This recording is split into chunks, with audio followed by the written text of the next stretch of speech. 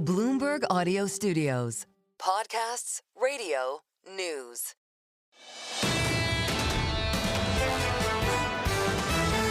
This is the Bloomberg Surveillance Podcast. Catch us live weekdays at 7 a.m. Eastern on Apple CarPlay or Android Auto with the Bloomberg Business app.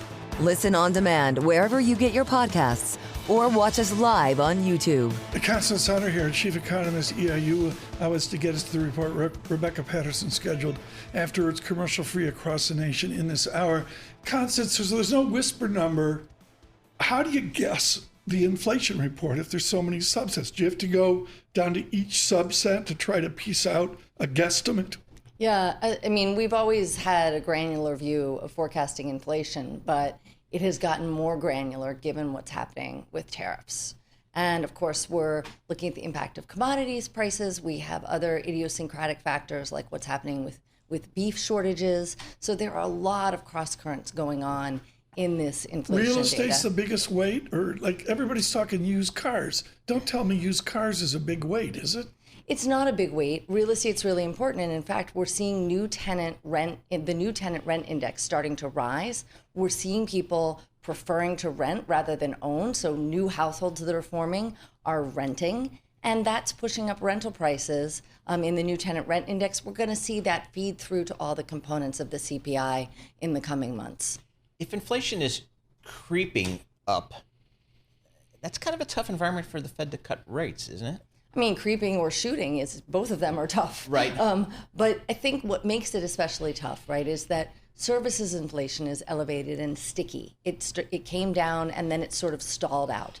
Meanwhile, goods prices were close to flat or zero. Now that's not the case. Goods prices are rising at 0.7% month over month. Ooh. They're 35% of the index. And they're going to keep rising. And so if services prices continue to come down even slowly, you're still going to see that overall index increase. So what's your blended number at EIU out 12 months? Are you guys 2-ish, 3-ish, high threes? I mean, what's the guess? This is a trick question, Tom, because if we look at you want to look at what the Fed's going to look at. They're going to want to look at the 3-month annualized rate. So we expect that to start moderating in the end of Q2, beginning of Q3 next year. And we expect that to come down to like a 2.3, 2.1%. Did you say next year? Next year. So like 3 quarters out, 4 quarters out. Yeah. It's going to take some time. People are looking for results September 17th. I know. If we...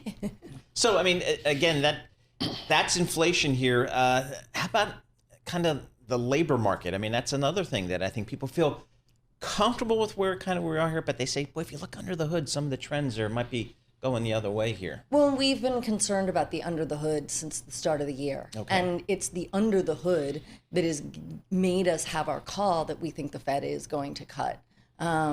And we think they're going to cut in September. We think there's a good chance they get in 2 more cuts before the end of the year. Really? Yep. How are we think the labor market is going to... This is like, I got a textbook. I got Rick Mishkin's textbook at Columbia. Constance, you pick the textbook. You're telling me they're going to cut interest rates with a 3.x% inflation? Well, I'm going to choose Stan Fisher, as you talked about him earlier this morning. And here's the thing. We know that the tariff inflation impact is going to be, dare I say the word, transitory. Man. But the issue is what is happening with that services inflation. And there are components of services inflation like transportation where we're seeing falling demand. And the real question is how much can the consumer take in terms of, say, auto inflation? Okay. We go to surveillance transitory correspondent Lisa Mateo right now. How's that transitory inflation at Costco, Lisa? It's not doing so well. It's not doing so well. No. I on a day-to-day, Constance Hunter, like in consumption, I just don't see transitory. Well, it's present. But the question is it going to last for several years? It seems unlikely it will last for several years because the economy is weakening under the hood. I got a hate letter yesterday. Okay. Paul doesn't know this, folks. So Lisa and Paul get the love notes. Michael Barr and I get all the hate mail. Constance, it was a hate mail against you and all the others. The audience detests when smart people like you say inflation is a one-off and after the lift in inflation, we'll all be okay. I didn't say we'll all be okay. A lot I did of not people say we'll do. all be okay. It is They'll- a tax on the consumer. It helps to push growth lower. It is painful for households. It makes it harder for people to afford basic necessities, let alone some of the nice to haves that they want to spend money on. It's very, very challenging. So you say the Fed should cut even if we get a rising inflation rate? The Fed should cut if we get a rising inflation rate and continued confirmation the labor market is weakening. They have to see that labor market weakening in order to cut. I agree. It's back to the labor market, Paul. Retail sales on Friday. How do you thank think you. the consumer is doing out there? Well, it depends on what you're buying, but you're starting to see an impact across the board. You're seeing actually a pullback in some of the revenge spending out of the pandemic, right? There's sort of seemingly endless spending on things like leisure and hospitality. That is coming down, so we expect restaurants to soften a little bit. Home furnishings is weak. Obviously, we have a really troubled and problematic housing market, so we're not getting the lift from growth from a growing housing market. So we're expecting home furnishings to be soft. So we are looking for that softness under the hood to come through. Now, we have to point out the juxtaposition here is everything that's happening in tech and AI. We are continuing to see a boom in spending there, and that's where you get the lift in capital investment. But the other investment out there, I thought of this earlier, folks. We didn't bring it up on air. Let's do it. Business investment away from technology business investment. How do you characterize that? Grim? Yeah, it's zero, not it's negative. It's declining. It's declining, and we think that's going to continue. And our forecast at the beginning of the year sort of cast us back to March when we were looking at the rising level of uncertainty. Was that this level of uncertainty corresponds to business paralysis? We do not see investment growing strongly when we have this level of uncertainty because businesses are like, I'll just wait a quarter. I'll wait till I get more clarity, right? Why would I drive down the road at 90 miles an hour when it's really foggy outside? I'll go 45 instead. Has that eased up a little bit in the last couple of months as we kind of recognize that? Well, it's eased up, but we're still significantly above previous spikes and, of course, above previous stasis levels. So what's your number here in headline CPI? Are you on survey? Are you disinflating or increased inflation? Well, we're looking at 0.3% month over month and about 2.8 on a year over year. 2.8 year over year. That's sort of where we are. Yeah, CPI month over month is 0.2 is the survey. So you're a tick above. I'm a tick above. Every little tick matters, right? Well, and it matters especially for that annualized rate. And it also matters where. If people are feeling prices go up in things that they purchase frequently, psychologically, that takes a bigger bite out. So what we have here at Bloomberg, just to give you a snapshot of this, to give Constance Hunter 12 seconds to adjust to this. But what we have here is the data that we all talk about in the media. And then Michael McDonough and our team develop off the Bureau of Labor Statistics a wonderfully colored chart which tells a story. And I have core goods instantly here from the report. It is 0.151. I have no idea what that number means. Other than Constance Hunter, I think I'm seeing a continuing trend of core goods inflation. Am I right? Yep. And we're seeing it in autos. So if we look down in the detail, used cars and trucks are now rose 0.5% month over month, 4.8% year over year. And like I said, services is sticky, right? We have services, less energy services at 0.4% month over month, 3.6% year over year. And with those sticky services, I will have to say it's going to be challenging for the Fed to cut. We're going to have to see really weak other data in the form of jobs and retail sales. Should we say what the market's doing, Paul? Sure. I think we should. 5 basis points in, a lower yield on the 2-year yield, the 10-year yield in 3 basis points. The equity markets lift from flat up to futures up 28, and the VIX in almost a stick, 15.48. Paul? Yeah, the 3.1% annual increase in the core CPI takes that measure back to the highest since February. I'm looking at the Bloomberg Live top live blogs. Your font of wisdom there. They're I don't staying see right on that. top of that. I mean, the top live, these blogs, these guys are all over it. They're awesome. No, Chris Anstey and our team did a great job. So on anyway, that. S&P futures up 24, Dow up 190, and NASDAQ up 105 points. That's 0.4%. So certainly a move there. Constance, I mean, it's calling into question that 2%-ish kind of target that the Fed has for inflation, whether it's core PCE or however you want to define it. Is that a realistic goal these days in this economy? I just don't. A, I'm not sure why they're fixated on the number. B, I'm not sure how we get there. Well, should I answer the easier question first? Yeah. The reason that it's 2% is because you need to have some inflation to grease the wheels of growth, right? You don't want to tip into disinflation or deflation. On the other hand, you don't want inflation to be a factor in businesses making their decisions. And the problem with the level we have now is it is a factor in businesses making their decisions, and it's a factor in consumers making their decisions. And so that's where it becomes really challenging for the Fed.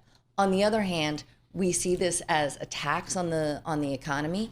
It in itself is going to slow growth, in addition to the slowness that we see under the hood. And so it really just depends on the timing of how quickly the labor market deteriorates and whether or not the Fed has space to act. Yeah, just extraordinary here. So again, kind of the CPI, right? Give me 0.2%, Tom. I mean, kind of spot in line. But that core, that ex food and energy year-on-year, 3.1% is kind of getting some play. Folks, here's the core CPI 3-month annualized is published by BLS. This is from April. 2.1, it went down to 1.7, it went up to 2.4, and now the 3-month annualized is up to 2.8. Every textbook I have, Constance Hunter, tells me it's really hard to cut rates given a 3-month trend of the 3-month annualized statistic. Right. And if you look at the Fed's work on this, going back to the previous time that we raised tariffs, admittedly by substantially less, right? It was that they should look through this. Now, the question is, does a larger tariff rate warrant the same look through? I think the Fed has telegraphed to us that they think it doesn't. But does it warrant zero look through? That also they have seemed to have telegraphed that they think it doesn't warrant zero look through. If you look at the dot plot, if you look at some of the things that different Fed governors have been saying, whether it's Mary Daly, whether it's Neil Kashkari, right? Fed presidents have been saying, look, we see weakening under the hood. And remember, the Fed funds rate right now is restrictive. Does it need to be this restrictive? If they were to cut twice, it's still restrictive. And this headline here from Mark Niquette, thank you, Mark, for this. It's amazing how our Bloomberg team gets us out. U.S. core CPI picks up fastest pace since January on services. Constance Hunter, thank you so much. Just brilliant with EIU this morning. Rebecca Patterson said, Tom, you really need to wear makeup. And I said, no, all our handlers are saying we're makeup free on YouTube. At least I am. So we'll go with that. Joining us now is Rebecca Patterson, with the Council on Foreign Relations and all of her service to Bessemer Trust, JPMorgan, and of course Bridgewater over the years. Rebecca, this is the oddest place to be. I'm looking for the revisions. I guess if I don't trust BLS, I guess I trust the data. I don't have revisions yet up on the screen. Let's just start with that. Okay, the unemployment rate, there's an uproar. We got a new guy in, hugely controversial. Does Rebecca Patterson trust the inflation statistics? Yes. There. It's radio. You got to talk more. Lisa, tell her. She got to talk more over there. No, I mean, the United States has the best government data in the world by a lot.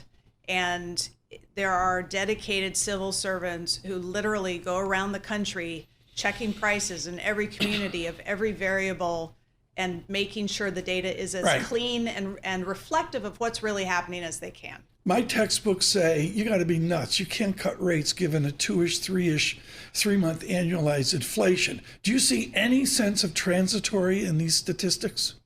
I think we're in a new regime for inflation. I think we're in a new regime for bond yields. So if the economy slows a lot, which Constance was talking about right before me, If the economy slows enough, that's going to help pull inflation down. But that's not a situation anyone wants, right? Usually you get deflation when you have a deep recession. We don't want that. But I think for the Federal Reserve, I was trying to look at when is the last time we got this? Rate cuts with inflation above target and the job market softening, but okay. 1995. So at the time, they did 3 25 basis point insurance cuts. Inflation was running about 2.3, so lower than where we are now. The job market was okay, but the economy broadly was softening. And so they said, we're going to try to massage this a little bit. And the stock market obviously loved it. It was up about 15% over the 3-cut period, the S&P. And I think that's probably what we're going to get this time. I don't know if it's 1 cut, 2, 3. I lean towards less, frankly, because of the inflation risk.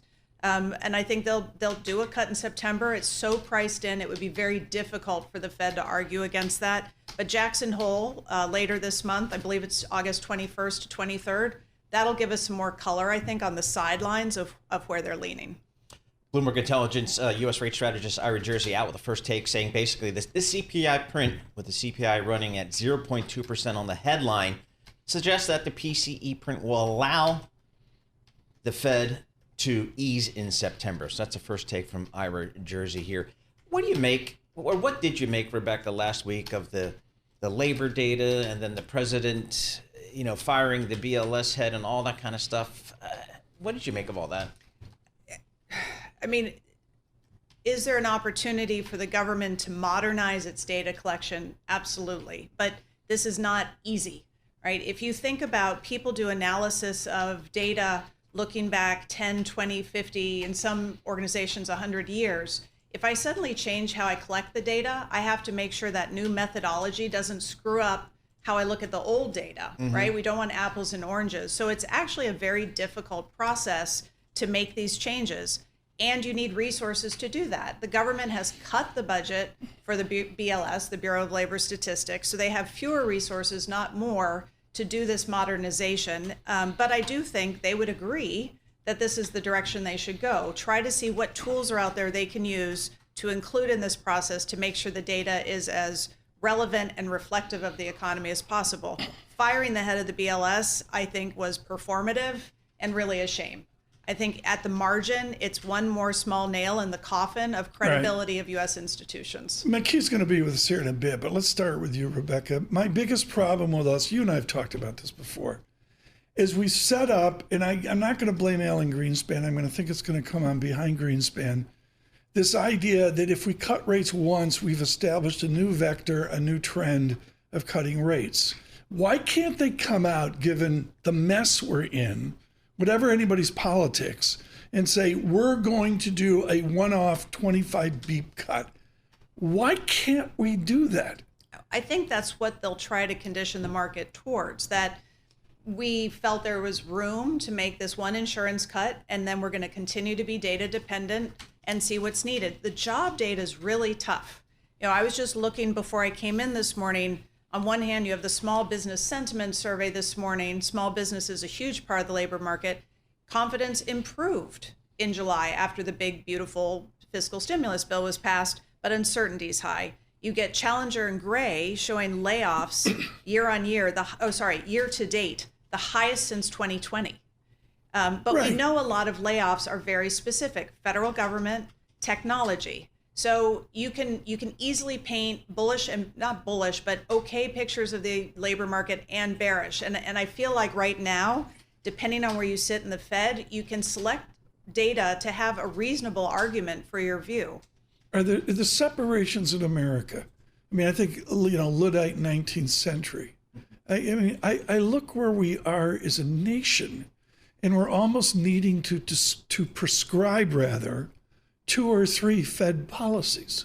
How can they do an aggregate Fed policy, Paul, to help the users of ChatGPT and Perplexity and people flat on their back in Des Moines? I just don't get it. Think about Europe, right? You have a central bank governor from Italy who's going to have a very different view than the central bank governor from the Netherlands. Are we any different? Brilliant. Are we any different on that? No, we're not. And that's part of the reason the Fed was set up the way it was, to have a representative from Kansas City and one from Texas and one from San Francisco. So we represent the different economies within the US, and ideally they can debate and come up to an aggregate view that's not perfect for any given region, but is optimal for the economy. That's the goal, and that's why they're set up that way. And honestly, I don't know a better way to do it. Are you surprised that the stock market keeps hitting all-time highs every day? It's so concentrated in tech, and my perception is that there is a lot of belief that in the next, 1 to 3 years, we're going to break into superintelligence, and you're going to have a hockey stick moment for those stocks, similar to what we saw after GPT was launched 2.5 years ago. And no one wants to miss that return. Yeah. So everyone's, as they say, holding on for dear life. Just so you know, the surveillance on August 12th, the break into superintelligence, it's surveillance is have your offspring done their summer reading list. That's what we call superintelligence right now. Lisa, how are we doing over there? I mean, she's on her second book. Second book out of what, 8? That's awesome. Out of 2. Out of 2. You're there. You're there. Success. Check the box. Rebecca, I got to switch here and apply this economics and this inflation. The market's loving it. Futures up 33 right now. Over to the oddity of this market. You have handled really serious family, high net worth work at Bessemer, just as one example. How do you invest in this chaos if you want to be measured, want to be prudent, but must participate in the growth? Do you buy more NVIDIA? Is that the solution? No, I wouldn't here at these levels, but if I owned it, I also wouldn't be rushing to disinvest. I mean, my approach has been for most of this year to be invested in equities, have a barbell approach. So the tech sector, which is a structural theme despite the valuations, but then to protect your downside with some defensive sectors like utilities or consumer staples. And we've been talking about this for well over a year. As part of my diversifiers to protect my downside, I like gold, even with the tariff removed by President Trump earlier this week. Gold's up 27% year to date, crazy. More last year. And I think as long as the world is uncertain and inflation risks are to the upside, that's going to be an asset that can benefit you. So valuation here, you mentioned the concentration risk. Yeah. I don't know. We haven't seen that really since the late 90s. Now, this is a different environment from the late 90s. These companies have real earnings, real cash flow, but still that concentration risk, it certainly makes me concerned. Yeah, I agree with that. And again, that's part of the reason I want to have this barbell strategy. When you talk to the CEOs of these large language models, these mega cap companies, mega cap tech companies, they don't know. They don't know how this story ends, and they'll admit that. And I think they do publicly. So you're taking a risk with this. You're counting on this inflection point moment for technology, and that over time it spreads through the economy. I think looking for AI beneficiaries, not just the key AI companies, is a smart play. I think there's other thematics, and they're getting priced in, but I think they still have runway. Things like infrastructure, things like global defense. Those are ways that get an indirect play on AI, but at slightly less crazy value. Not crazy. Crazy is the wrong word to use. High valuations. I got a call at Kansas City Fed today and beg for a chair at the Pioneer Grill for breakfast. Sounds good. I think it's on Friday when I'm there. Are you going to be at Jackson Hole? Sadly, I'm not. Why are you not going to be there? Because I'm also a mom, and I'm going to make sure my daughter is set up for a great school year. There you go. It's that time of year. It is that time of year. You just throw them out the door. Yeah. Did you do the dorm room like with the TV and the whole 9 yards? God, no. This was a major debate a couple nights ago. We're not doing this. Look, I don't judge. If someone wants to deck out their kid's dorm room, Lisa, help. Have fun. But no, I'm more of I'm going to get you there, make sure you have the basics you need. Thank you. You're a grown-up. You can do this. Go for it. Yeah, but my kids are perfectly capable of that. Some of these kids go to school today, and it's like moving a house. Yeah. There's a thing as a bed party. You have a bed party so that the kids come to the house and they decorate your child's bed in all the whole, merchandise of the school. It's a thing now. I mean, God bless America, I guess. We are. I mean, there's a reason 68% of GDP is consumption, because people can be convinced they quote unquote need to spend on this. And again, no judgment. If that's how they want to spend their money, fine, as long as they can afford it, as long as these people are financially literate. I talked to McKee. Tough it out. Tell your daughter, kick her out the door. We'll see you in Jackson Hole. Rebecca Patterson, thank you so much. With the Council on Foreign Relations, some important essays recently in the media. Just brilliant there.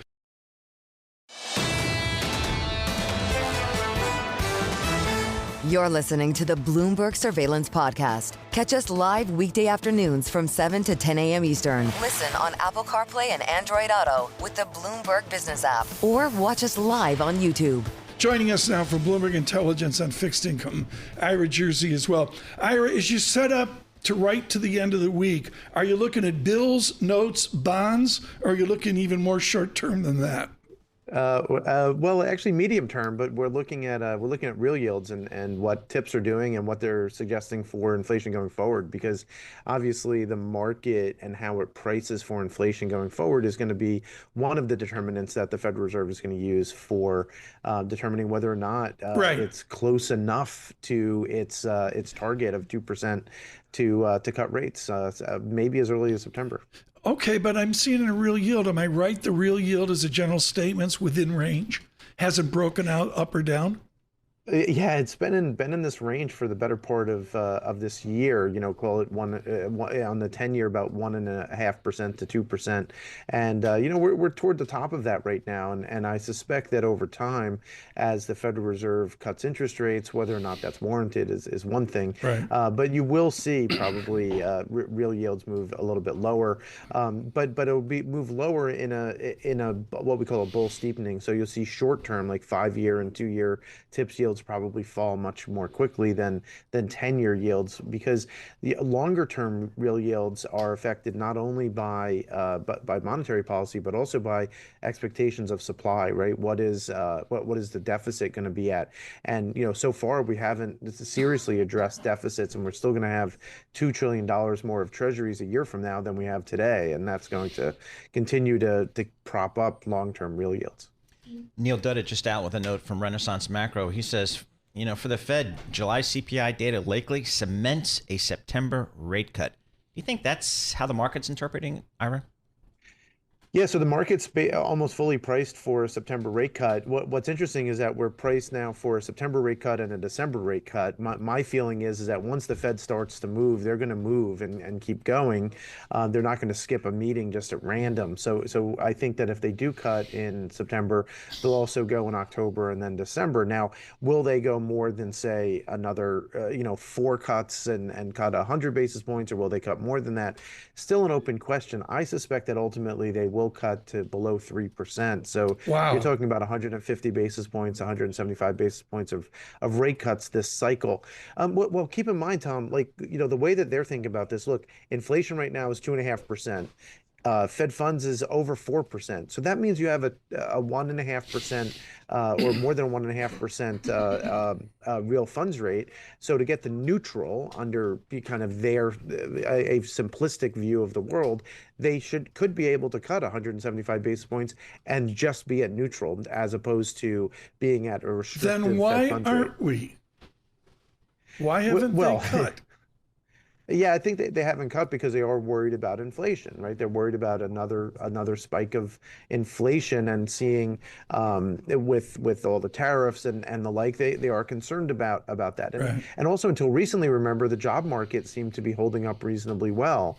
And even though wages continue to grow close to 4%, when you have job growth that is barely at the replacement rate, there is a concern that the job market might be the catalyst during this cycle to actually slow the economy a lot more. And the Federal Reserve does have a dual mandate, and if we get another really weak data print for the job market in September, that opens up the door wide open for the market to price in a lot more cuts. And that's where I am looking at the labor economy more than the inflation focus. It is the focus du jour. Ira Jersey, thank you so much with Bloomberg Intelligence. This is the Bloomberg Surveillance Podcast. Listen live each weekday starting at 7 a.m. Eastern on Apple CarPlay and Android Auto with the Bloomberg Business app. You can also listen live on Amazon Alexa from our flagship New York station. Just say, Alexa, play Bloomberg 1130. This conversation is so timely, so important. We're going to place it before CPI right now.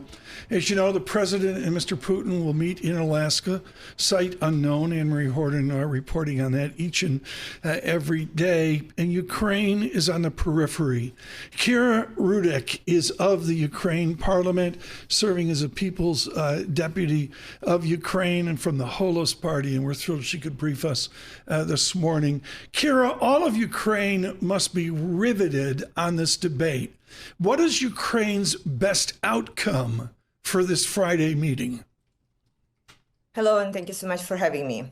Well, the best outcome would be that President Trump wouldn't take yet another public humiliation from Russian President Putin, and that he will get finally annoyed and will impose sanctions that he has promised and tariffs on everybody who is buying something from Russia, and will go ahead on continuing pressuring Russia.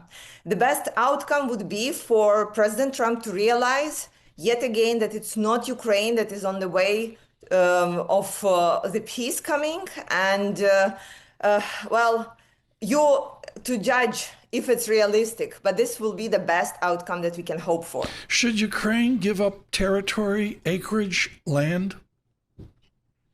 The main question here, because everybody's asking me, should Ukraine give up territories? The main question is for what? And the second question is who or what will make sure that in this case Russia would not attack us again?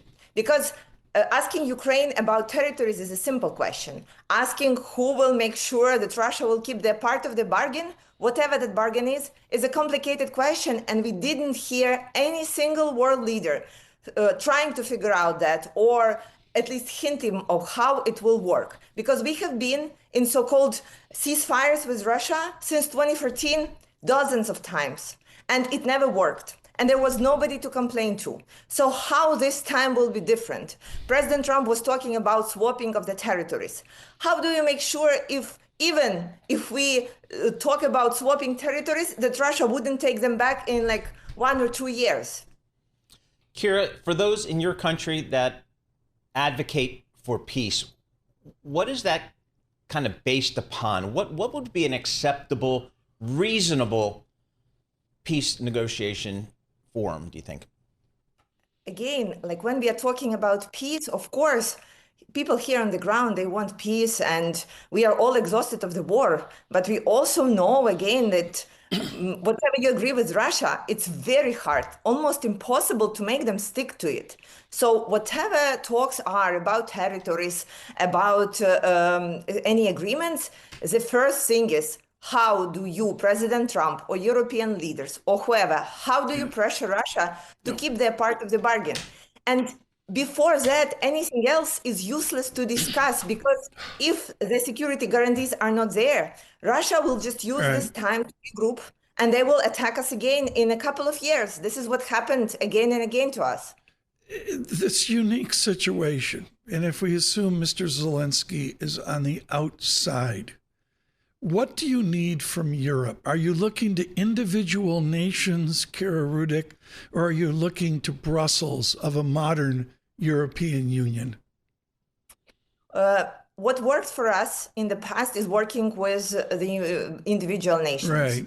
So we didn't get certain amount of weapons from NATO as it is, but from countries like Britain, like Denmark, like Norway, like Germany, France. So it works the best when we are working with the individual nations. And the overall truth is we want everyone just to execute on the promises that they have already made. If that was done, we will already be in the better positions. Unfortunately, times go differently in Ukraine when you are under the bombardment, and in peaceful cities of Europe that are able to stay peaceful while we are stopping Russia from wherever they want to go next.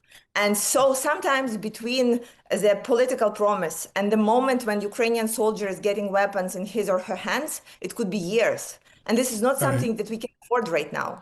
Kira, when you're in New York again, we would be honored to have you in. Kira Rudik is a member of parliament for the Ukrainian government, I should say. She's the People's Deputy of Ukraine leader of the Holos Party.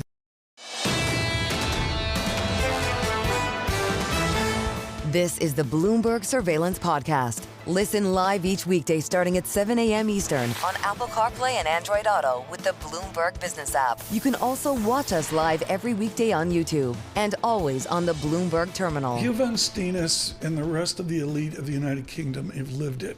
I'm going to say 2 years ago, they had a modest pension issue where they basically had a marketing concept around pensions which blew up. I mean, let's just leave it at that because of time. Pew Van Steenis with Oliver Wyman just wrote an essay. Do you know Tracy Alloway and Joe Weisenthal? I think I Heard do. of them? Yeah. Rock stars. He wrote it. They're killing it. And Hugh wrote an essay for Odd Lots on the next big thing in private credit. Come on, Hugh. It reminds me of what you people lived in the Liz Truss blow up of your pension system. Do we really want Bitcoin, or directly, do we want private credit in our 401k? Well, thanks for having me back on, Tom. Well, the first lesson I learned is never to, I don't own the title, the headline, and the rock stars choose the title. Look, I think that if you look at retirement savings around the world, in the States, a defined benefit scheme has about 23% in real estate, fixed income, private equity. Australia, 20 to 30 points. But for US retirees, it's close to zero. It's actually about 2%. And so I think giving investors more opportunities to save and also manage their retirement is responsible. How it's done, there's a lot of innovation which needs to be done. But Let me give you one statistic. About $3.5 trillion are in target date funds. Yeah. 68% of all inflows go into target date funds. Do you know how many people switch every year? Just 1%. Yeah. It means it's the stickiest investment product on the planet. And therefore, to say you have to invest all of that in daily liquidity funds feels too tight. Okay. What's the right amount? That's a debate. Let me get the lineup here. Are you telling me that Lisa Mateo or John Tucker in his 201k, John Tucker goes into private credit, he's going to get the quality that 3 phone calls from Blackstone's going to get? I just don't buy it. I mean, how do we know that we're going to have quality private credit in an ERISA vehicle? Look, I think it's a great question. So I think you've got a couple of layers to this. So the first is there's a whole bunch of fiduciaries who run these systems. So there's investment consultants, there's plan sponsors, and I think also these assets are not going to just be thrown into a portfolio. They're going to be probably in an evergreen fund, so in a thoughtfully managed, professionally managed building block. So I think point one is there's at least 3 layers of fiduciaries which are going to be overseeing this. I think 2 is then thinking about what is the right risk return. Now, obviously, some large institutional investors can take much more risk because they've got pots of money and long duration. I think obviously here it's going to be building blocks. But I think in an environment where more and more loans are being done outside of the banking system, I think it's fair enough that investors can invest in more credit. And I think the key point, which we've discussed before, is the difference between a 5-year public bond and a 5-year private credit. It's a grey scale now. Both are quite illiquid. Both have got characteristics. So I think it's no longer black and white in this market. We haven't seen private credit experience a significant prolonged economic downturn, have we? We don't know how it's going to perform in a capitally constrained environment. What's the thinking there? Look, it's a great question. So I mean, one way I think about it is that as the universe of what's in private credit expands, it's going to drift towards what we've learned from the banks for the last 20 or 30 years, because effectively these are bank loans which are being put into private structures. There was a Fed study about 2 years ago, so it's a bit dated now, which showed that the loss, the probability of default was about 1/3 lower for the private credit loans at that stage, probably a bit of cherry picking. But then the loss given default, so when it goes wrong, what you reclaim, was a bit worse. But net, so far it has been better, but you're right. As the industry scales, there'll be good decisions and bad decisions, and so naturally returns will probably come down a bit. How will you mark to market? Look, this is one of the really critical questions. So at the moment they're marked probably every quarter. Every quarter? Every quarter. Oh, come on. And that's so what we argue in that piece for the rock stars was that the pricing conventions will need to evolve. So they're done at least on a monthly basis. Cy, is this a new thing we're calling Tracy and Joe rock stars? Yeah, is that like a new thing? That's a mandate? Okay, continue with the rock stars. So every 90 days? No way. So that's why. But so as you move from money being managed for institutional investors and coming into wealth, there's a number of things which will have to change. And obviously around that ecosystem, for a better word, pricing will change, the structures, there's a lot of work which is being done. Are people going to have a limitation on how much they can have in private credit, or for that matter, BitDog? So if we think about in the retirement system, look, we've only just had the executive order last week, so there's a lot of work still to be done. Yeah, but it's Oliver Wyman. You got all the answers. So going back to it, there's at least 3 layers of fiduciaries. I think the fiduciaries will have, will want to pilot, they want to experiment, they want to go slowly. Give you an example. In the Australian system, let's take the Australian super fund. It's the biggest fund in Australia. They have 23 points in private assets. They only have 2% in private credit because they're trying to listen, learn, and experiment. So this is not a torrent. This is going to be something which will take a good 5 years. So Australia has 23 plus 2, 25 basis points in alternative investments? 23 points, not basis points, points. So 23% of the Australian super fund, which is one of the big... Is in alternative investments? Yeah. Now that's across real estate. They probably have equity in the Veronica girls. Tom, the Veronicas. We do a lot of work with registered investment advisors here at Bloomberg, and Alex Steele and I did a bunch of remotes with them. And I was shocked at the amount that an average registered investment advisor, a retail advisor in any town USA, has an allocation to private alternatives. I thought it would have been 5%, 6%. No, it's 20, 25%. That's just amazing. But I'm guessing not a lot of that is in private credit at the moment. At the moment, it'd be not that much. Right. Although, actually, interesting, if you look at these sort of private credit funds for wealthy, that's called evergreen funds. They're not only for wealthy, they can be for institutions. Year to date, they're growing about 60% compound. Probably makes it the fastest growing part of the investment ecosystem. So it's growing. Yeah. It's growing very fast. I know. Kevin Steen is with us here. We are commercial free until 9 a.m. We welcome all of you across the nation. Good morning across the United Kingdom as well. Mr. Van Steenis is with Oliver Wyman. We're on YouTube. Subscribe to Bloomberg Podcast, a live chat, effervescent this morning, to say the least. Red and green on the screen, extremely quiet tape here, 19 minutes away from the CPI. Paul, with you, please. I mean, I'm shocked, Hugh. I wonder what your view is. Why are the banks allowing this business to go away from the private credit business? I started my career at the Chase Manhattan Bank, leverage lending to the media sector. We make money up front when we did the deal. We did LIBOR +3. We sold off. We syndicated all of our risk off the balance sheet to sell it to banks all around the country. So we had no balance sheet risk. And then the next day we turn around and do it all again. That was a great business. We made fortunes. Why am I letting that business go to some of these private credit guys? Look, Paul, I think it's a great question. I think actually the winds are slightly changing on this, partly with the deregulation, but stronger banks.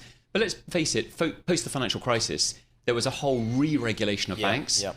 Particularly in 2012, the Fed told the US banks not to own as many leveraged loans. And then from that, there was a decade into the pandemic where private credit grew $1 trillion parallel system in the US. Yeah.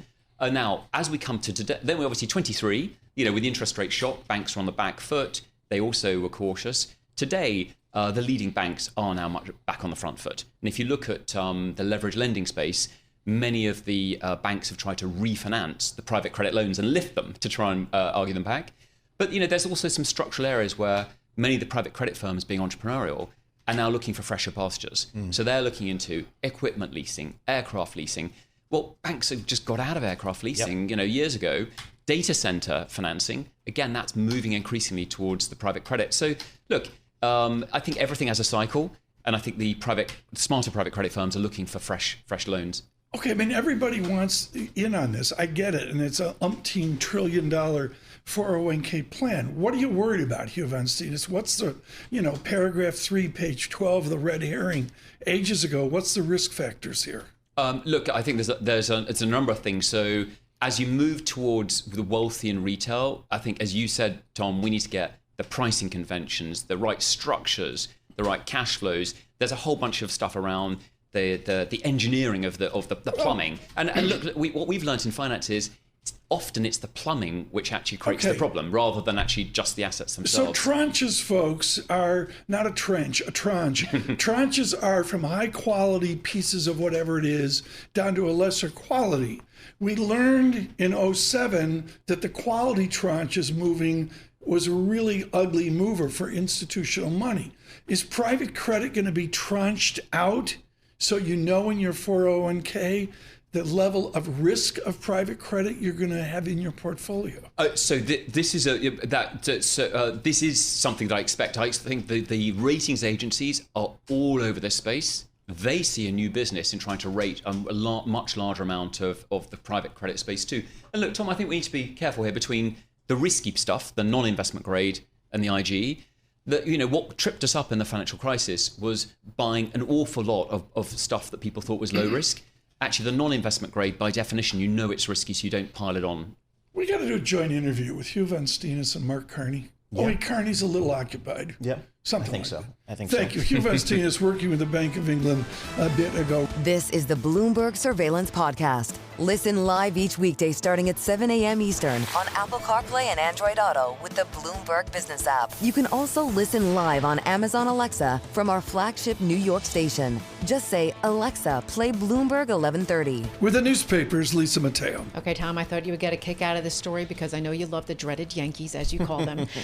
They have the star-studded roster, right? The $300 million payroll. But the question in every fan's mind is, what the heck is going on, right? Why is the team not showing up?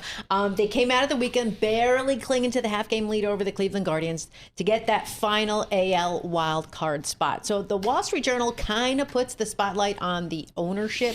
It points to Hal Steinbrenner, who took over the family business like 17 years ago. He had different managerial philosophy than his father did. They said that Hal's a little bit loyal, he doesn't scream and do all that kind of stuff. But the question they're asking is, when does he step in? Like, the Yankees are struggling, right? We know that pitching's been an issue. They haven't won a title since 2009. I still have the t-shirt. But little has changed. So that is the question. When are things going to start to change? They're in the playoffs pretty much every year. They were in the World Series last year, but Yankee expectations are uniquely higher than everybody else in the world of sports. It's win the World Series or it's a bad year. That's just ridiculous. Could we note, even though we lost last night, the ace for the Red Sox is pitching. The ace for the Yankees has been out all year. Yeah, Garrett to Cole. Me, that's a big deal. That's a key deal. That's a big deal. And so we started the year playing just fantastic, but the last 50 games have been terrible. So we'll see if they can turn it around. But they got time to turn it around. They have time. And with the wild card, exactly. I think the Chicago White Sox are reaching for the wild card right now. Exactly. They're still in it. Next. Okay. We'll take you over to the labor market. This is interesting. The Wall Street Journal is saying the era of those big pay raises for low-paid workers could be over, or at least maybe taking a pause. It's a different site before, the year right before the pandemic and then right after the pandemic, where we saw the opposite of it. It pointed to the July jobs report, which kind of compared, leisure and hospitality workers, a 3.5% increase from a year earlier. And then you had the information sector that was up about 5.4%. But what it really does, it's a good look into the history of the wage gap and how that has fluctuated over the past few years. So I just thought this was a good one to point out because, it's a good look back into the history of it and how things are changing. My college son's got a summer job. I'm shocked at what he's getting paid per hour. It's like a real paycheck. I'm like, dude, what are you going to do with all this cash? Like, what's a picture? Lisa, let's stop the show here, folks. Yeah. Lisa and Tom Keene asking, Paul, how do your children are all gods? They're all employed. No, I just cut them off. But you're right. It depends on the sector. Like my nephew just got a job. He's still in college, but they guaranteed him a job making six figures before he's even graduating. Yes, this is. I think just for the hourly worker, Amazon is the market. It's not the federal government or the state market government. Setter. Market setter, absolutely. Yeah. Because they employ so many people and they're paying up, and you have to match it. So anyway, next. You do. Okay, Swifties waking up to a real treat. Did you know it was a surprise album drop from Taylor Swift? Really? It is The Life of a Showgirl, and she revealed it on her boyfriend Travis Kelce's New Heights podcast. They're still together? They're still together. This was the announcement on X as she pulled out a vinyl record from a briefcase. Take a listen. Mint green with TS on it. Yep. What's in it? This is my brand new album, The Life of a Showgirl. TS12. Yeah. That is it. Okay, so the video is posted at 12:12 New York time on the 12th, her 12th studio album. Do you get it? I get it. Okay, All you right. see the theme. Nice, Okay. nice. It comes after her 11th album. The official release date, it hasn't been announced yet, but pre-orders now available. So that was the whole thing How long behind have they been it. together? I mean, they're at an age where they're not No, dating they've been for together years. You for got to a be. while. I mean, Yeah. they're They're still going strong. All right. I'm on They it. are, All they right. are. Good But for them. Good Swifties for them. are rejoicing Big this time. morning. But she just got off like a monster tour. That was a couple of years, right? Yes. Made So billions of now, dollars. now comes the next album. All So right. this is number She's 12. And, you know, out of COVID, I mean, she invented the self-help record in COVID. Oh, you know, no kidding. those quiet Yeah. records with Jack Antonoff. And, A big fight against them, yeah. you know, is shrewd the right word? Oh yeah, totally. Yeah. She's like, you know, big time shrewd. I mean, she's killing it. Lisa Mateo, thank you so much. This is the Bloomberg Surveillance Podcast, available on Apple, Spotify, and anywhere else you get your podcasts. Listen live each weekday, 7 to 10 a.m. Eastern on Bloomberg.com, the iHeartRadio app, TuneIn, and the Bloomberg Business app. You can also watch us live every weekday on YouTube and always on the Bloomberg Terminal.